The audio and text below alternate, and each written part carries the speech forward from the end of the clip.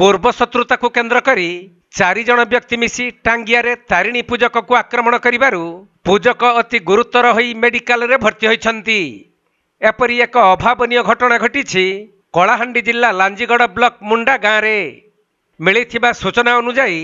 आज सकाळे नर्ला थाना अंतर्गत मुंडा गाँव तारिणी पूजक सुशांत ठाकुर निज स्त्री सहित पुओ झील को आनिबा पई जाउथिले।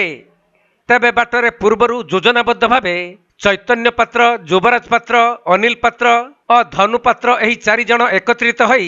एक टांगिया साहाय्य पूजकंक मुंड को हाणी देबा परे घटनास्थल फेरार हो जाइथिले। तेणु अति गुरुतर अवस्था पूजक उद्धार करी प्रथमे नर्ला मेडिकल और अवस्था अति संकटापन्न थिबारु भवानीपाटना स्थित मेडिकल को पठा जाइथिबा जणा पड़िछि। भाई सकाल 7:30 रे खाना पतर टिफिन लगे हितला माटे कोनी मते भी करे भाई असला भाई के टाइम रखिते कुटी देबे के ने कुटले केते बजे कुटले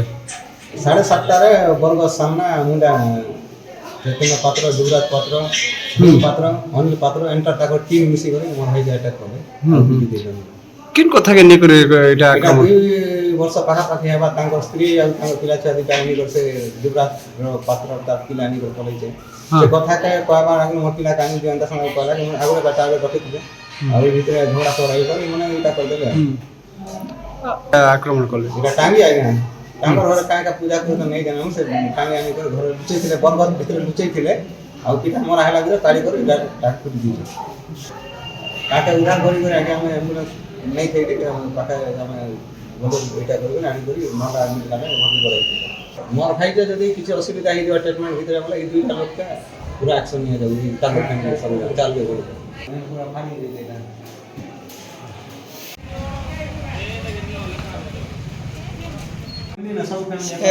मुई लिखि देबी हैं। कलाहांडी जिल्लारू बिरंची करुआंक रिपोर्ट कोणार्क लाइव।